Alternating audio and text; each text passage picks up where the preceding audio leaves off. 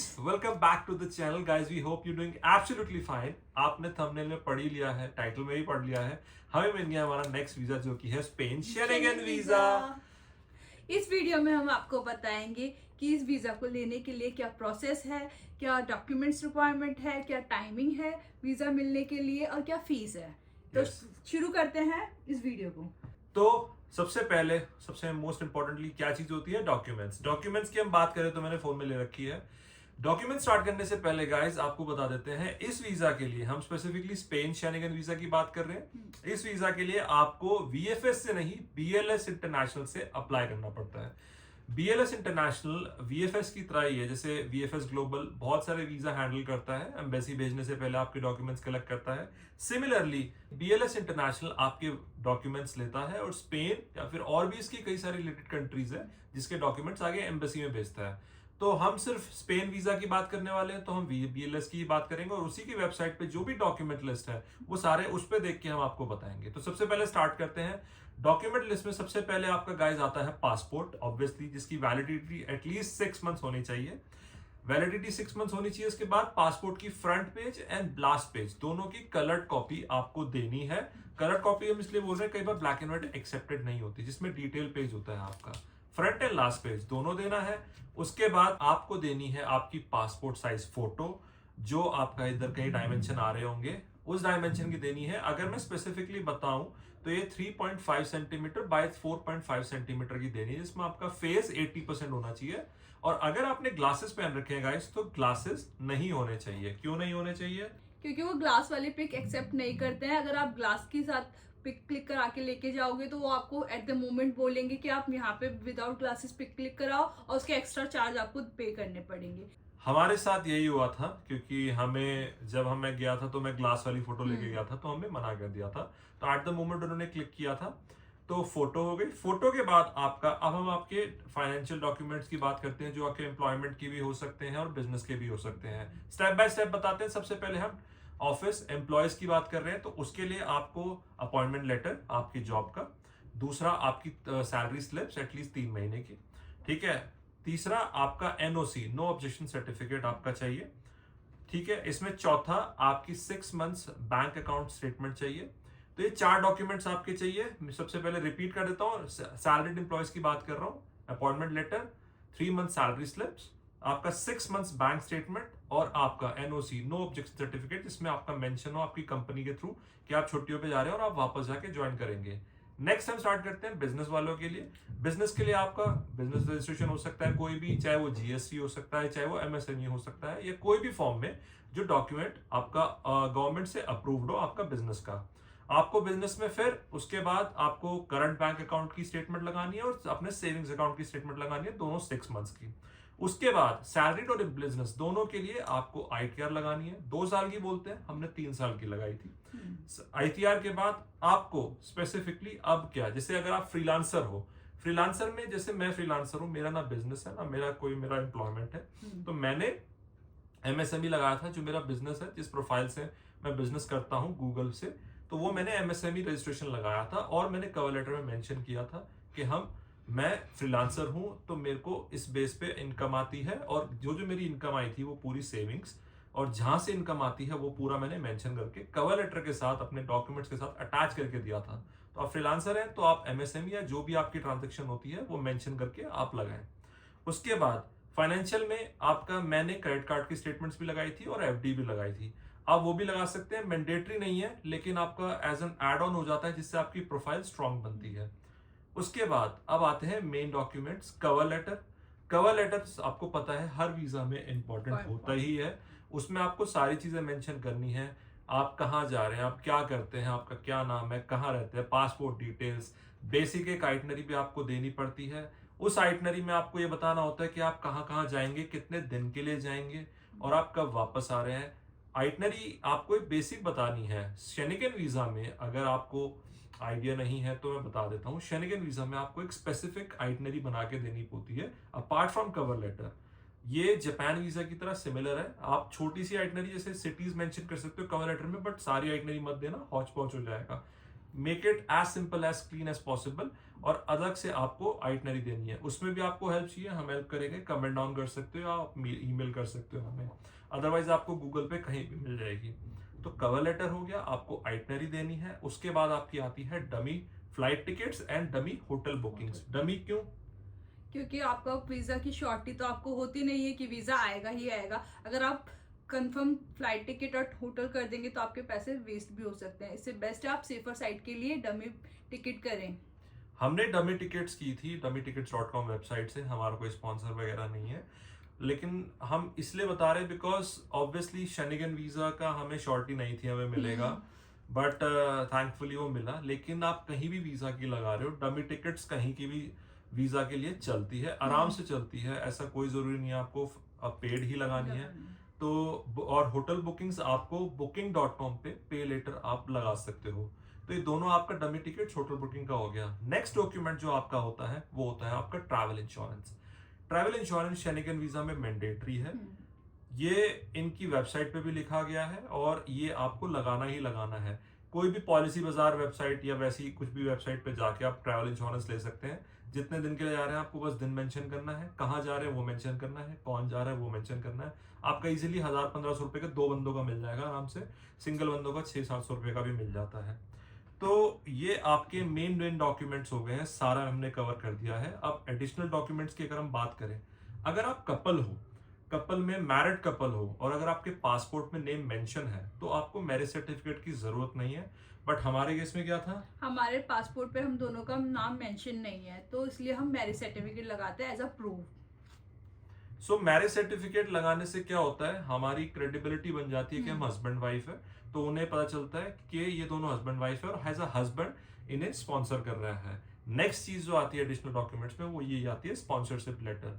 आपको एक तो कवर लेटर में तो लिखना ही है, इनके भी और इनका, तो हमारा जो मेरा जाएगा, दोनों का अलग अलग कवर लेटर जाएगा, बट इनके कवर लेटर में ही मेंशन करना है कि मेरे हस्बैंड मेरी ट्रिप को स्पॉन्सर करेंगे और वही लेके जा रहे हैं। इनकी प्रोफाइल में मेरे फाइनेंशियल डॉक्यूमेंट्स है, जो भी आपको स्पॉन्सर कर रहा है, वो चाहे पेरेंट हो सकता है, वो हस्बैंड हो सकता है, वो कोई भी हो सकता है, जो भी आपको स्पॉन्सर कर रहा है उसके फाइनेंशियल डॉक्यूमेंट्स लगेंगे, चाहे वो बैंक स्टेटमेंट हो, चाहे वो ITR हो, चाहे वो कुछ भी हो जो आपको फाइनेंशियली स्पॉन्सर कर सके आपकी ट्रिप के एक्सपेंसेस के लिए। ये लगाने के बाद एक स्पॉन्सरशिप लेटर जाता है, वो एम्बेसी ऑफ स्पेन को जाएगा। वो आप कस्टमर से कॉल से भी करके पूछ सकते हैं क्या लिखना होगा, बट अगर हम बताएं हमने क्या लिखा था कि मेरा नाम ये है, मेरी वाइफ का नाम ये है, ये पासपोर्ट है और इनकी ट्रिप मैं स्पॉन्सर कर रहा हूँ, इनको प्लीज वीजा दे ताकि मेरे साथ घूमने घूमने जा सके और वापस आ सके। तो ये होता है स्पॉन्सरशिप लेटर। ये इसके अलावा हमारे पास एक और मोस्ट इंपॉर्टेंट एक डॉक्यूमेंट है जो आपका वेबसाइट पे नहीं लिखा होता, वो क्या है, स्टैम्प्स। वो है स्टैम्प्स। जितने भी आपकी ट्रैवल हिस्ट्री है, मतलब जितने भी आप कंट्री घूमे हो, 1, 2 या मल्टीपल कंट्री, तो उनके एग्जिट और एंट्री स्टैम्प की फोटो कॉपी आपको करवा के लेके जानी है, क्योंकि वो मांगते ही हैं। शेनिगन वीजा के लिए आपको ये रिक्वायरमेंट जरूरी है। हमें पता नहीं था क्योंकि जब हम BLS गए थे हम ये बाकी सारे डॉक्यूमेंट्स लेके गए थे जो आपको बताया हमने, बट ये स्टैम्प्स का नहीं पता था, तो उन्होंने एट द मोमेंट हमारी एंट्री और एग्जिट जिस भी कंट्री में आप गए हो उनकी स्टैम्प्स मांगी थी।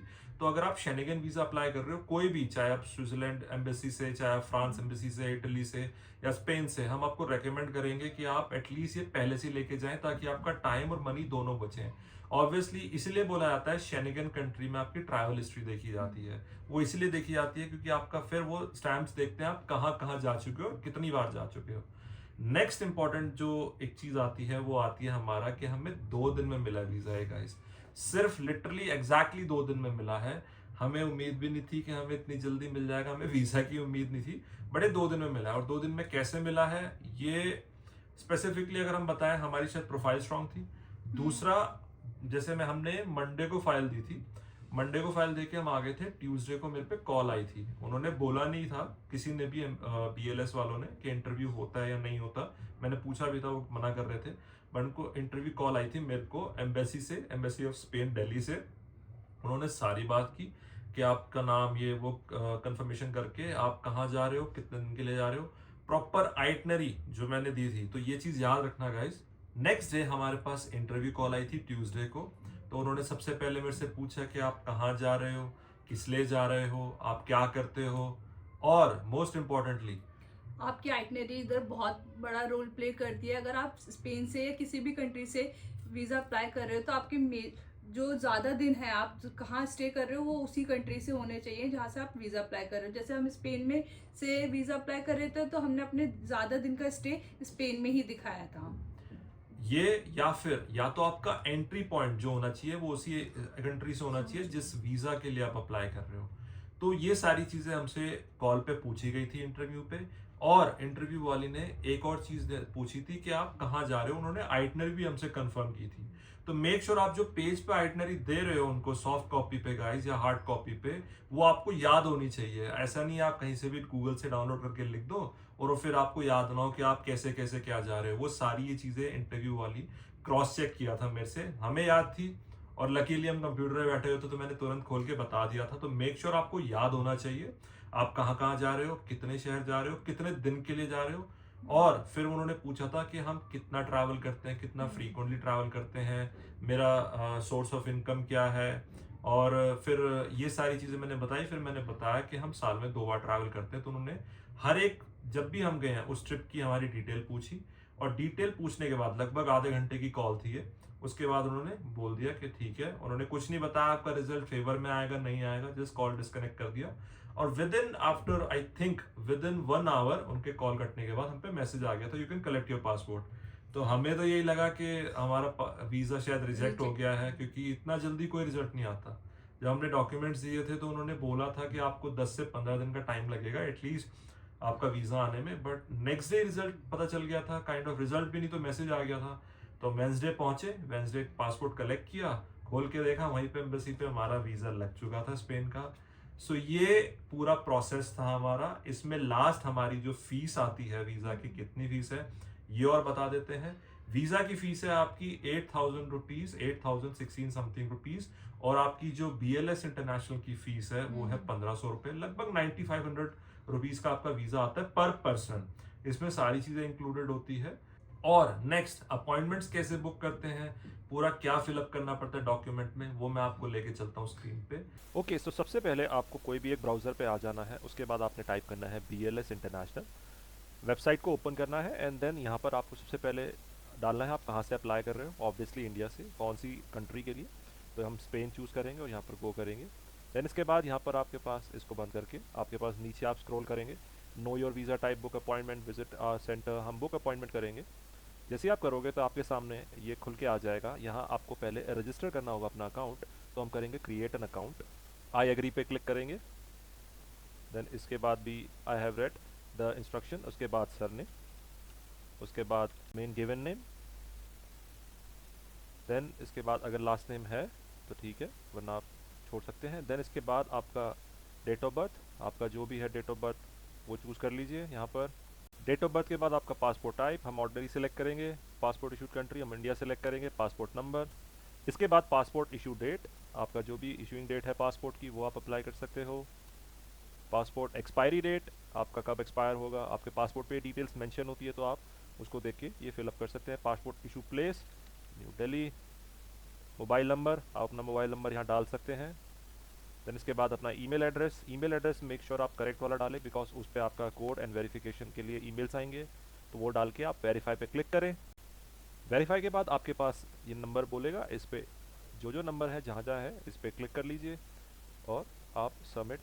वेरीफाई होने के बाद जनरेट OTP आएगा, इस पर आप जनरेट OTP कीजिए।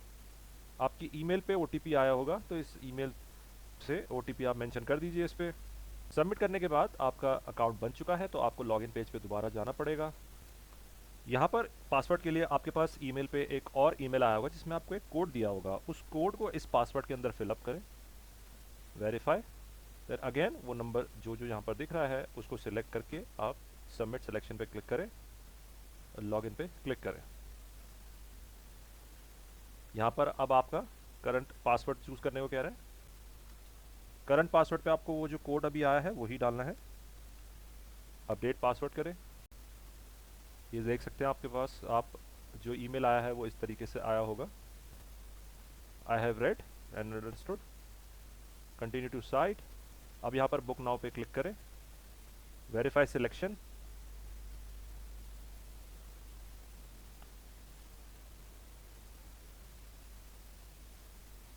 सबमिट।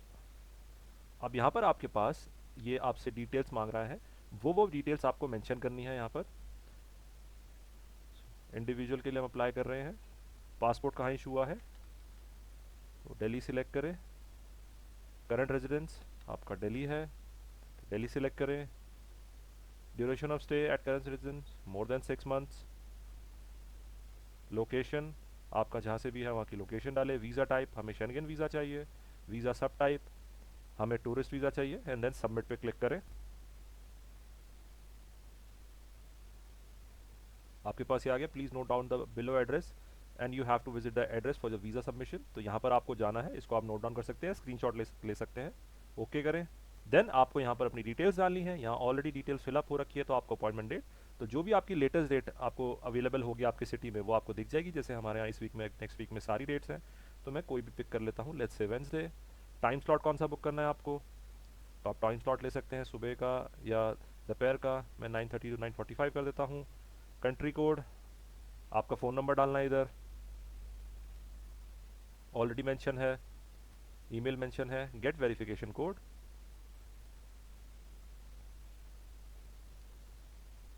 आपके पास ईमेल पे वेरिफिकेशन कोड आया होगा, उसी को आप मेंशन करें एंड वेरीफाई ईमेल। इसके बाद आपसे वो फ़ोटो पूछ रहा है, तो आपको फ़ोटो जो पासपोर्ट साइज़ फ़ोटो है आपने वीज़ा के लिए जो आपको लगानी है वो आपको यहाँ से सबमिट करनी है। ये फ़ोटो लग चुकी है, एंड देन इसके बाद वेरीफाई अपॉइंटमेंट पे क्लिक करेंगे। नंबर को फिलअप करना है आपने, सबमिट। नेक्स्ट आपको agree to provide my consent पे क्लिक करना है। देन यहाँ पर आपको नेम, सरनेम एंड पासपोर्ट जैसी डिटेल है पासपोर्ट के अंदर वैसे ही आपको यहाँ पर फिल करनी है, तो ध्यान से फिलअप करें। नेम, ईमेल, नंबर ये आपका ऑलरेडी यहाँ पर आ रहा होगा। देन इसके बाद आपका नाम, मिडिल नेम है तो मिडिल नेम डाल सकते हैं, जो भी सरनेम है आपका वो डाल सकते हैं। सरनेम एट बर्थ अगर आपका डिफरेंट था तो वो डाल सकते हैं। लास्ट नेम यहाँ पर डाल सकते हैं, मेरे सिर्फ ये 2 नाम है। डेट ऑफ बर्थ डाल सकते हैं आपका। प्लेस ऑफ बर्थ आपका दिल्ली। आपका country of birth India. Nationality current जो भी आपकी है वो आप डाल सकते हैं। Nationality at birth India. Gender आपका डाल सकते हैं। मैरिटल स्टेटस आप मैरिड हैं या सिंगल है वो डाल सकते हैं। अगर आप माइनर हो या आप अपने पेरेंट्स के थ्रू जा रहे हो तो आपको वहाँ उनकी डिटेल्स, गार्डियन की डिटेल यहाँ फिलअप करनी है। नेक्स्ट आता है आपका पासपोर्ट डिटेल। आपको यहाँ पर आपका आधार कार्ड नंबर डालना है। देन उसके बाद पासपोर्ट नंबर, पासपोर्ट डेट वगैरह ऑटोमेटिकली फिलअप हो रखी है जो हमने फर्स्ट पेज पे डाला था। आपको ट्रैवल डेट सेलेक्ट करना है, आप कब ट्रैवल करना चाहते हो। आपको एड्रेस डालना है आपका, जो भी आपका एड्रेस है यहाँ पर।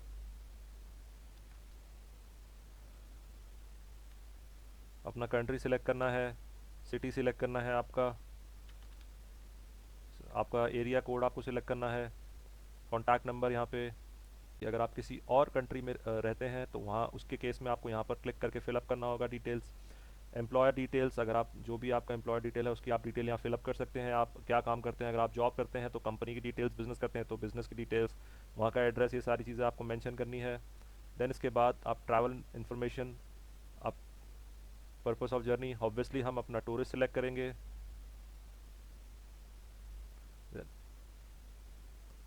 हमारी डेस्टिनेशन क्या है, फाइनल डेस्टिनेशन मतलब अगर आप स्पेन जाने के बाद अगर कहीं और भी जा रहे हो तो वहाँ आप सिलेक्ट कर सकते हो वो सारी एरिया। हम स्पेन ही जा रहे हैं तो लेट्स से हमने स्पेन ही किया। अगर आप कोई और जहाँ से रिटर्न लोगे वापस इंडिया के लिए तो आप वो मेंशन कर सकते हैं। Then member state, second destination, अगर कोई और डेस्टिनेशन है इसके अलावा, अगर आप लेट्स से आप स्पेन में एंटर हुए फिर आप उसके नेक्स्ट इटली जा रहे हैं तो वहाँ इटली, देन उसके बाद कोई और दूसरी जगह जा रहे हैं तो वहाँ पर ये। और आपका फर्स्ट एंट्री मेक श्योर आप इसे स्पेन ही डालें बिकॉज हम उसी से वीज़ा अप्लाई कर रहे हैं, तो आपका या तो एंट्री पॉइंट या आपको ज़्यादा दिन उसी कंट्री के दिखाने होंगे। नंबर ऑफ़ एंट्रीज़ आप सिंगल एंट्री अप्लाई करें, वो अपनी तरफ से मल्टीपल ही देते हैं।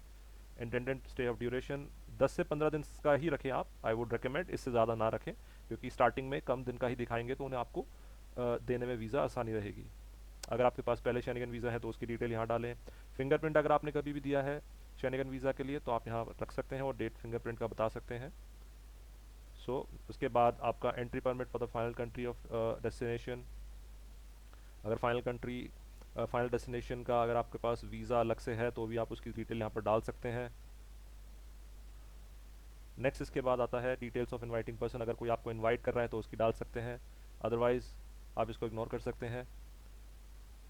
हम होटल डालेंगे, बिकॉज हम होटल हमारा स्टे हमारा टूरिज्म पर्पस का है, तो हम सिर्फ होटल डालेंगे। यहाँ पर सारा होटल का हमने मेंशन करना है, नाम वगैरह जो भी जो होटल का नाम है। उसके बाद आपको कॉस्ट ऑफ ट्रैवलिंग, आप यहाँ पर बाय खुद जा रहे हैं या फिर आप किसी स्पॉन्सर के थ्रू जा रहे हैं। तो अगर आप स्पॉन्सर के थ्रू जा रहे हैं तो वो लिख सकते हैं, अगर आप खुद जा रहे हैं तो by the applicant himself. And then आपका मोड ऑफ ट्रांजेक्शन क्या होगा, एक्सपेंसेस का, कैश या क्रेडिट कार्ड जो भी आप करना चाहें कर सकते हैं। मैंने कैश किया था।